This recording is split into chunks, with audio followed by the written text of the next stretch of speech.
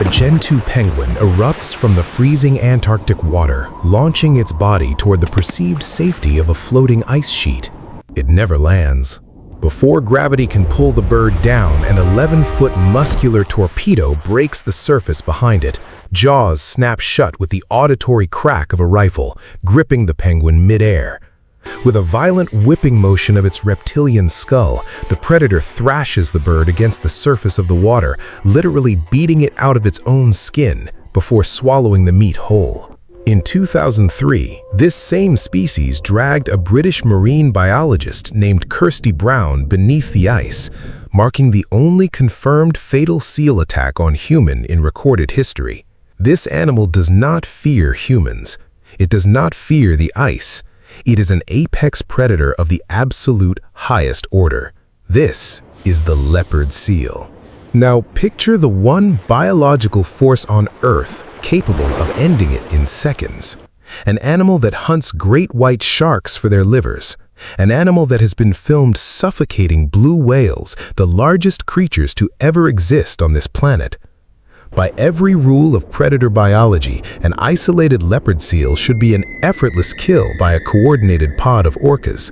But in nearly 50 years of rigorous scientific observation in waters where both species constantly overlap, orcas have been documented hunting leopard seals exactly twice.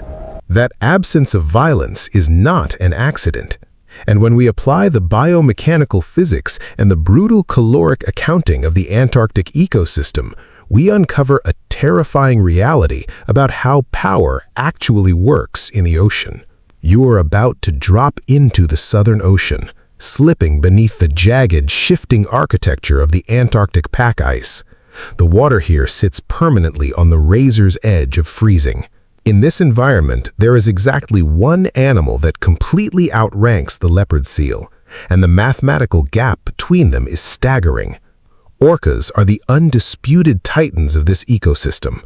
We have already documented their flawless tactical infrastructure, how they flip great white sharks upside down to trigger paralytic tonic immobility, and how they generate synchronized, highly engineered waves to wash smaller seals off ice flows.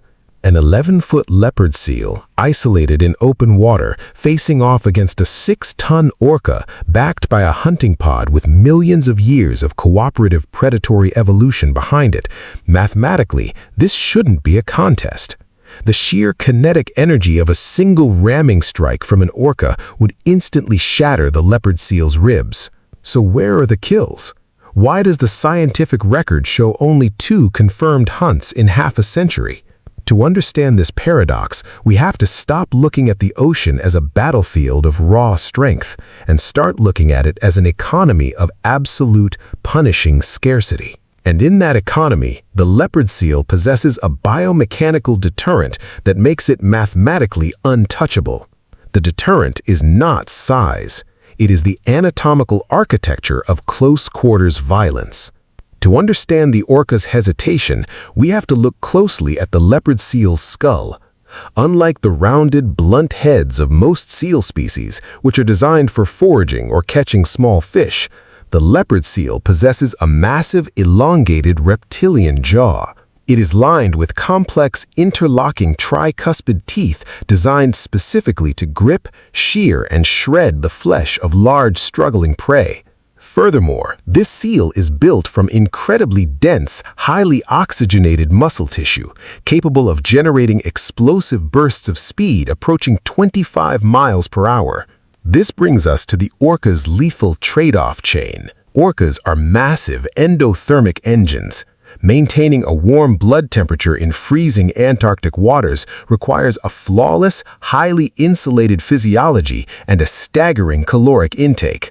In the ocean, an apex predator's survival is entirely dependent on their hydrodynamic efficiency, their ability to move through the water with minimal drag. Even if an orca easily overpowers a leopard seal, the seal is agile and aggressive enough to fight back during the kill.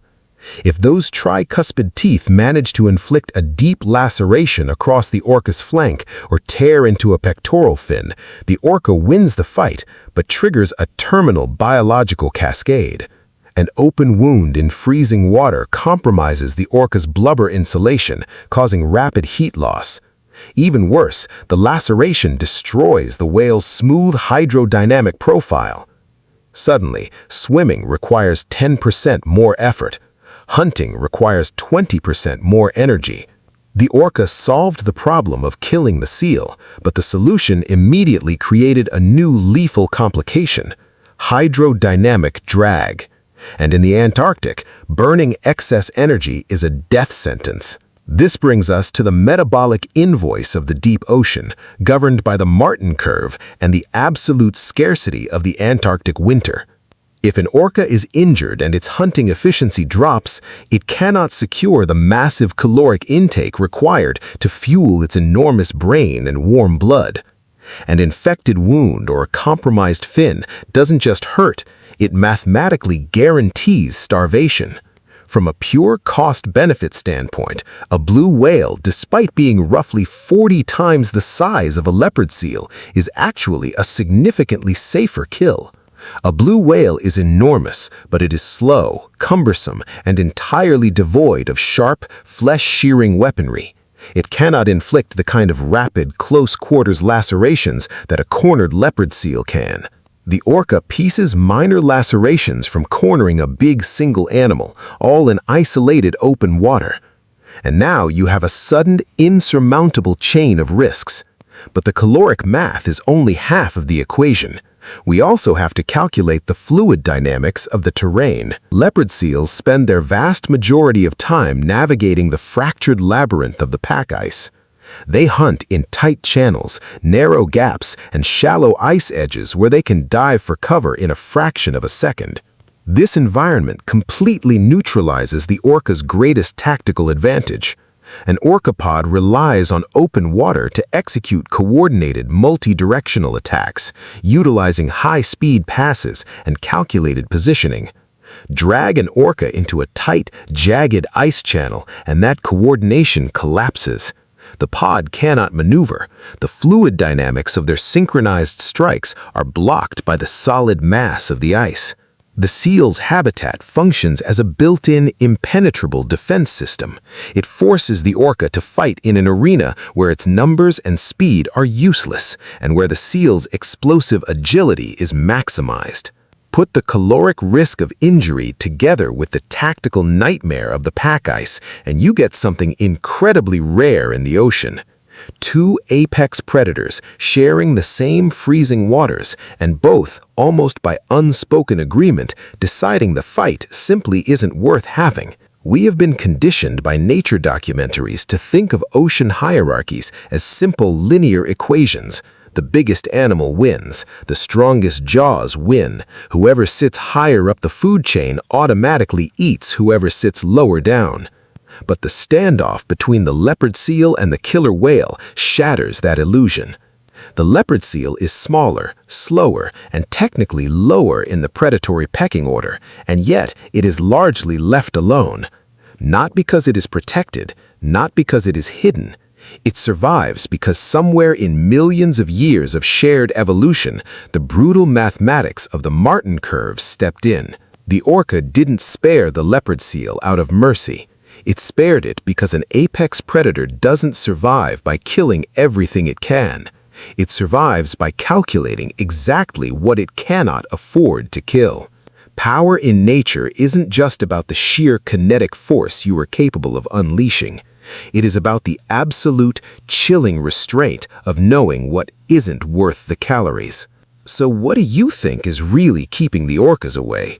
Is it the unacceptable caloric risk of a lacerated artery, the impossible fluid dynamics of hunting in the pack ice, or something deeper that we haven't figured out yet? Let me know your side of the ledger down below. Stay curious and keep watching the archive.